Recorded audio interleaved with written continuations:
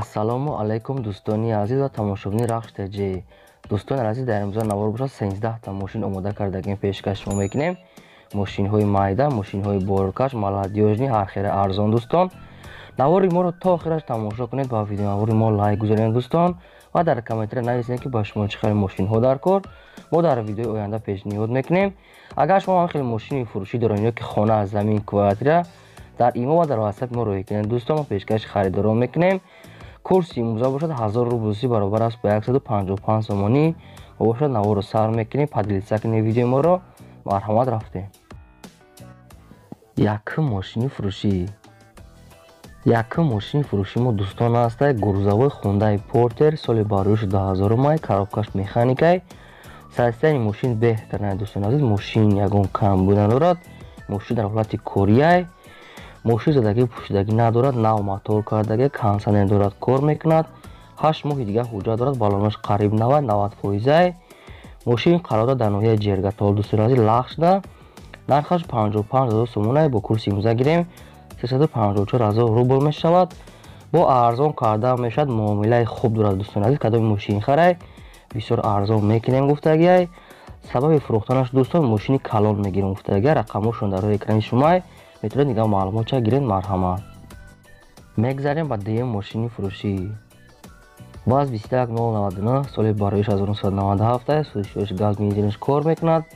объем моториш 1.5 литр карбюратор дӯстон, коробка подачаш механикай. ҳолати мошини хуб аст, мошин дар ҳолати техника қарор дорад. баллонош 60% дӯстон, ҳуҷҷатош пӯшидагай, мотор ҳам анҷош кагнадай, задагӣ пӯшидагӣ надорад. мошин дар душанбе қарор дорад. нархаш 7000 сомон дӯстон, бо курси имза гирем 45000 рубл мешавад. хай мумкин бо арзон мекардак дӯстон. агар шумо харидор бошед, ай 7000 сомон бо хай зангда савдо мекунед. марҳамат. мегзарем ба сеюм мошини фурӯшӣ. Hyundai Accent дӯстони азиз, соли бароиш 1994, сӯзишвориш бензини холӣ. объем моториш 1 литр, коробка подачаш механикай. состояние мошини хуб аст дӯстон, мошин дар ҳолати корияй. мошин краскаи раднои хушай, задагӣ пӯшидагӣ надорад. 4 та электропакет дорад дӯстон. мошин запчастҳои оригинал карда гаштагай. мошина запчастҳош ай морги овардагай ё ки ай Россия, запчастҳои хуб карда гаштагай. хадавоиш миёна ҳуҷҷатош пӯшидагай. мошин қарор дар шаҳри Кӯлоб. нархаш 13000 сомон дӯстон, бо курси имза гирем 83000 рубл мешавад. бо арзон кардан мешавад. срочно дӯстон, рақамошон дар роҳи экрани шумо. имо ватсапам дорад. марҳамат.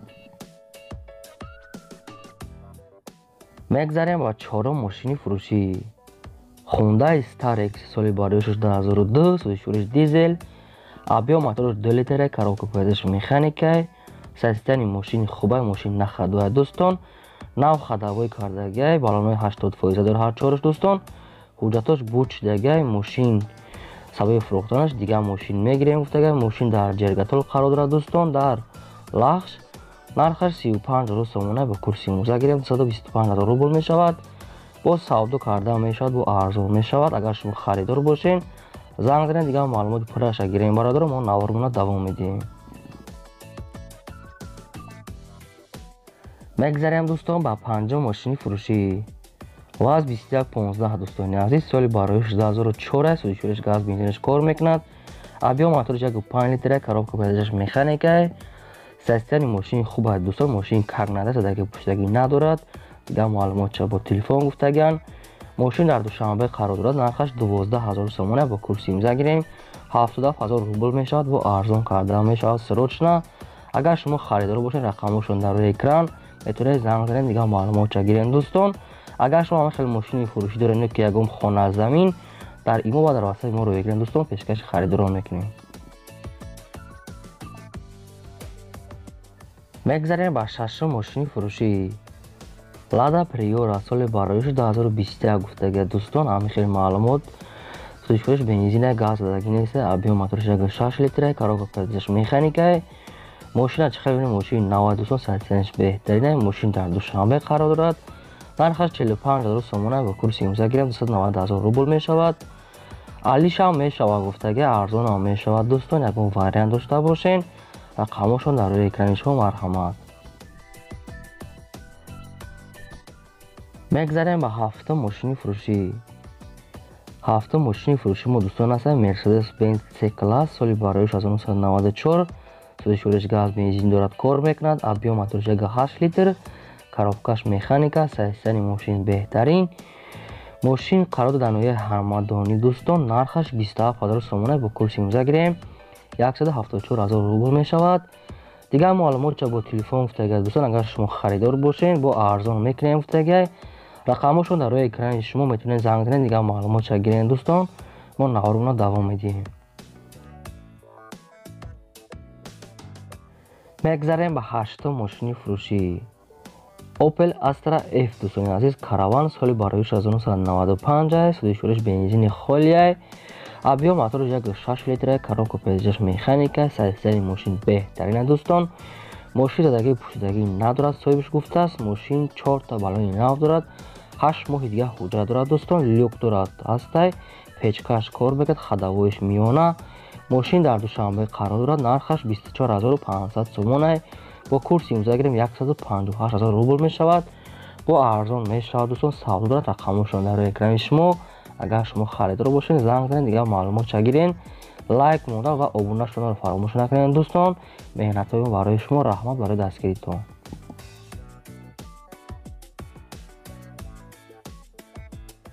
мегзарем ба наҳам мошини фурӯшӣ ваз нива дӯстони азиз, соли бароиш 2001 аст. судишуриш газ бензинаш кор мекунад. объем моториш 1.7 литр. коробка передачаш механика. ҳолати мошин хуб аст дӯстон. мошин дар ҳолати корӣ аст.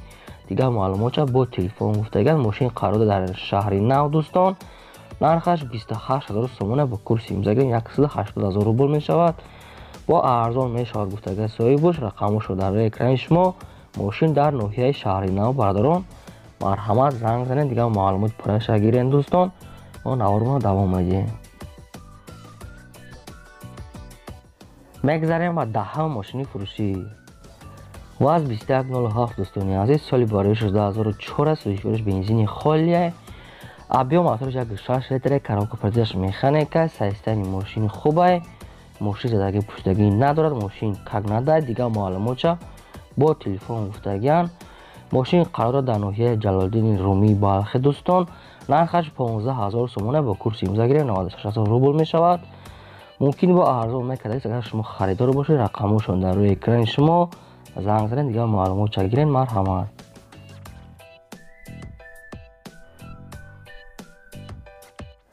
мегзарем ба 11ам трактори фурӯшӣ трактори фурӯшӣ дӯстони азиз, T40 соли бароиш 1988 аст. системаш беҳтарин аст дӯстони азиз. хеле ки мебинен балонош қариб нав аст. трактор қарор дорад дар шаҳри бохтар дӯстон, қурғонтепа. нархаш 22000 сомон аст. бо курси имза гирем 141000 рубл мешавад. агар шумо трактори хар бошед, чӣ хеле ки гуфта будем, хоҳиш кардам бародаро, рақамошон дар рӯи экрани шумо. занг занед, дигар маълумотша гирен. марҳамат. мегзарем ба 12ам мошини фурӯшӣ ваз 2110 дӯстони азиз, соли бароиш 2007 аст. судишуриш бензини холия. объем моториш 1.6 литр. коробка передачаш механика. ҳолати мошин хуб аст. мошин ягон камбудӣ надорад. ходовои кардагӣ ҳама ҷо 100% аст. мошин дар душанбе қарор дорад. нархаш 23000 сомон аст. бо курси имза гирем 148000 рубл мешавад. бо арзон кардан мешавад. соҳибаш хоҳиш кардага беҳуда занг назанам. аввал маслиҳат кунем гуфтага мошина бинен, баъд биен бо айпеш гап мезанем. рақамошон дар рӯи экрани шумо дӯстон. агар шумо харидор бошед метавонед дигар маълумотша гирен. марҳамат.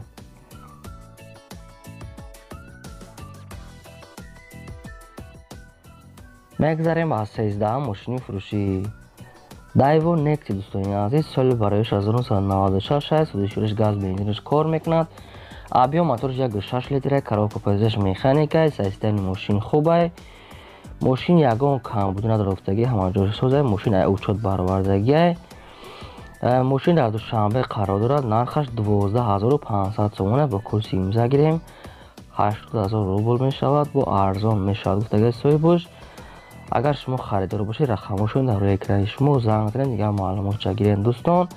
ин буд 13 мошинои фурӯши мо. агар шумо хеле мошини фурӯшӣ доред ки хона, замин, квартира, дар имо ва дар ватсап мо роя кунед дӯстон. мо пешкаши харидорро мекунем дар видеои оянда.